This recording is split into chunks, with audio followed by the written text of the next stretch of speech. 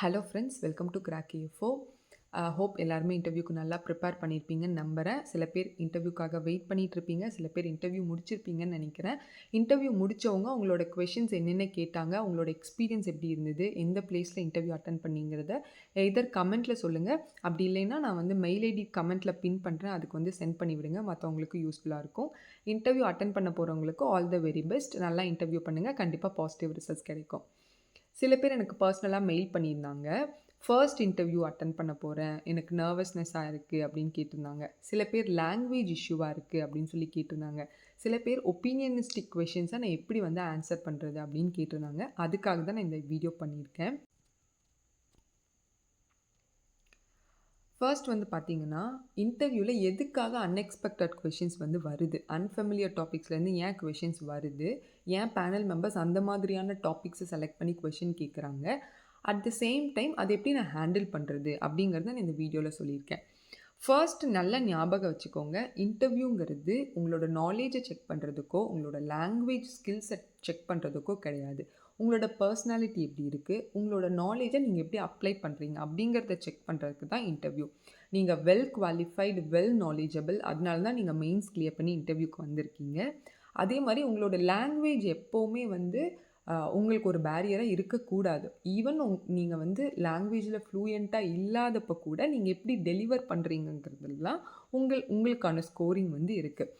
Suppose அவங்க வந்து கேட்குறாங்க, நீங்கள் எந்த லாங்குவேஜில் கம்ஃபர்டபுள் அப்படின்னு கேட்குறாங்கன்னா, உங்களுக்கு ஹானஸ்ட்டாக தமிழில் தான் கம்ஃபர்டபுள்னால் தமிழ்லன்னு சொல்லிடுங்க. இன்டர்வியூ வந்து தமிழில் போகும். ஸோ உங்களுக்குமே அது ஒரு ஆடட் அட்வான்டேஜ். உங்களோட ஒப்பீனியன்ஸை, அந்த உங்களோட ஆன்சர்ஸை வந்து ஈஸியாக எக்ஸ்பிளைன் பண்ணுறதுக்கு.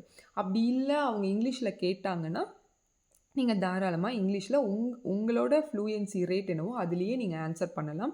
தப்பே கிடையாது. அதுக்காக கண்டிப்பாக மார்க்ஸ் குறைக்கவே மாட்டாங்க. இஃப் சப்போஸ் அவங்களே தமிழில் கொஷின் கேட்டாங்கன்னா, நீங்கள் தமிழ்லேயே ஆன்சர் பண்ணுங்கள். உங்களுக்கு இங்கிலீஷ் ஃப்ளூயண்ட்டாக இருந்தால் கூட அவங்க தமிழில் கொஷின் கேட்குறப்ப நீங்கள் தமிழில் தான் ஆன்சர் பண்ணணும். That is also one interview எட்டிக்வேட். Suppose அவங்க இங்கிலீஷில் கொஷின் கேட்டால் வேணால் நீங்கள் இங்கிலீஷில் ஆன்சர் பண்ணுங்கள். இல்லை உங்களால் பண்ண முடியல, கொஞ்சம் தமிழ் மிக்ஸ்டாக ஆன்சர் பண்ணுறீங்கன்னா, அவங்க அப்படியே வந்து எய்தர் தங்கிலீஷ் அல்லது தமிழில் வந்து கொஷின்ஸ் கேட்க ஆரம்பிச்சிருவாங்க. அப்புறமா நீங்கள் அவங்க கேட்குறதுக்கு தகுந்த மாதிரி ஆன்சர் பண்ணிக்கலாம். நல்லா ஞாபகம் வச்சுக்கோங்க, தமிழில் கொஷின் கேட்டால் நீங்கள் இங்கிலீஷில் ஆன்சர் பண்ணாதீங்க. நீங்கள் வந்து தமிழில் ரிப்ளை பண்ணுவீங்கன்னு தான் அவங்க எக்ஸ்பெக்ட் பண்ணுவாங்க.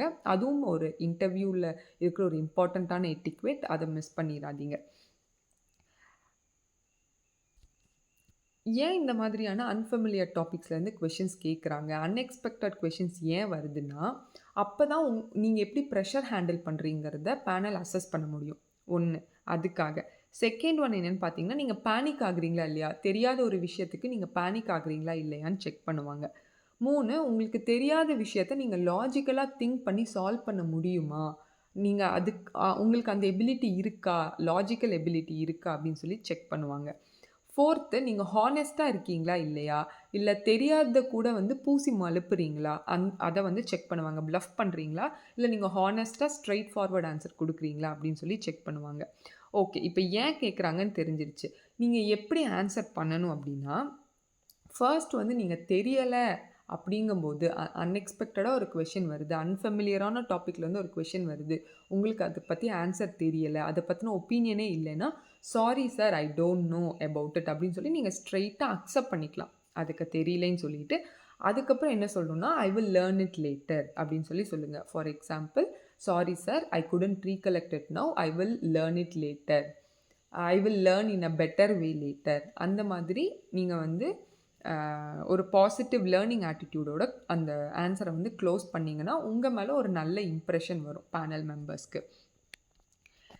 ஏன் வந்து பேனல் மெம்பர்ஸ் வந்து அந்த மாதிரி கொஷின்ஸ் கேட்குறாங்கன்னா, இந்த மாதிரி சிச்சுவேஷன்ஸை நீங்கள் ஹேண்டில் பண்ண முடியுதா அப்படிங்கிறதுக்காக.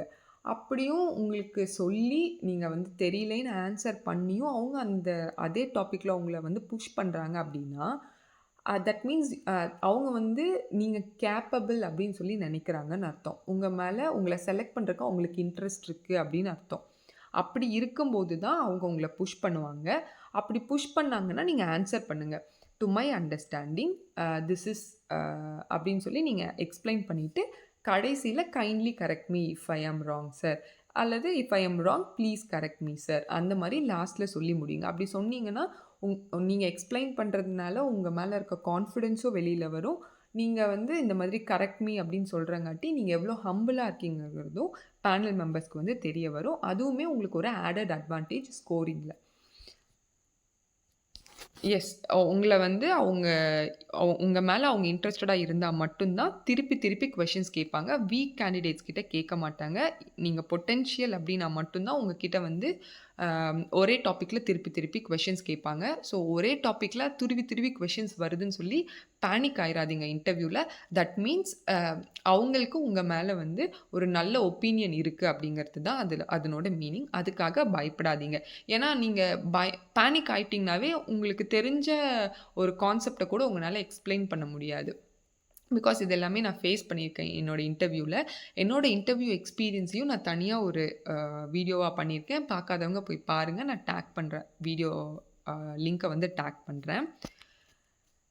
ஸோ என்னோட ஃபைனல் இது என்னன்னா, இந்த மாதிரியான கொஸ்டின்ஸ வந்து அட்ரஸ் பண்றதுக்கு, நீங்க ஒரு ஏஎஃப்ஓவா இருந்தா, ஒரு அக்ரிகல்ச்சர் ஃபீல்ட் ஆஃபீஸரா இருந்தா, நீங்க எப்படி வந்து ஆன்சர் பண்ணுவீங்களோ, அப்படி ஆன்சர் பண்ணுங்க. நீங்க பேனல் மெம்பர்ஸ இம்ப்ரெஸ் பண்ணணும் அப்படிங்கிறதுக்காக, நீங்க ஆன்சர் பண்ண வேண்டாம். நீங்க உங்கள ஒரு ஆஃபீஸரா நெனச்சுக்கோங்க. உங்கள ஆஃபீஸரா பிளேஸ் பண்ணிக்கிட்டு, நீங்க ஆன்சர் பண்ணீங்கனாவே, ஈஸியா நீங்க வந்து எல்லா கொஸ்டின்ஸையுமே வந்து ஆன்சர் பண்ண முடியும். நீங்களுமே ரொம்ப ப்ரொஃபஷ்னலா ஃபீல் பண்ணுவீங்க. ஸோ, ஈஸியா வந்து உங்களுக்கு வந்து மார்க்ஸ் வந்து கிடைக்கும். எத பத்தியும் பயப்படாதீங்க. கான்ஃபிடென்ட்டா அ இன்டர்வியூ அட்டெண்ட் பண்ணுங்க. உங்களுக்கு தெரிஞ்சத சொல்லுங்க. தெரியாதத அக்செப்ட் பண்ணிக்கோங்க தெரியலைன்னு. லேர்ன் பண்ணிக்கிறேன்னு சொல்லுங்க. நெகட்டிவா எதையுமே பேச வேண்டாம். ஆர்க்யூ பண்ண வேண்டாம். சப்போஸ் ஒப்பீனியன்ஸ் வந்து நீங்க ஒரு ஒப்பீனியன் சொல்றீங்க. அத வந்து மறுத்து பேனல் மெம்பர்ஸ் சொன்னாங்கன்னா, நீங்க ஆர்க்யூ பண்ண வேண்டாம். அக்செப்ட் பண்ணிக்கோங்க. அப்பதான் வந்து உங்களுக்கு வந்து உங்களுக்கு வந்து ஒரு நல்ல பாசிட்டிவ் இன்டர்வியூ அட்மாஸ்பியர் வந்து கிடைக்கும். ஆர்க்யூ பண்ணாதீங்க. நல்ல பாசிட்டிவா, காமா, கான்ஃபிடென்ட்டா இன்டர்வியூ அட்டெண்ட் பண்ணுங்க. கண்டிப்பா உங்களோட செலக்ஷன் வந்து கேரண்டீடு. உங்க இன்டர்வியூ அட்டெண்ட் பண்ண போற எல்லாத்துக்குமே ஆல் த வெரி பெஸ்ட். நல்லா இன்டர்வியூ அட்டெண்ட் பண்ணுங்க. இந்த மாதிரி A4 ரிலேட்டட் இன்ஃபர்மேஷன்ஸுக்கு கிராக் A4வ சப்ஸ்கிரைப் பண்ணிக்கோங்க. இந்த வீடியோ யூஸ்ஃபுல்லா இருந்ததுன்னா, உங்க ஃப்ரெண்ட்ஸ்க்கும் ஷேர் பண்ணி விடுங்க. Thank you.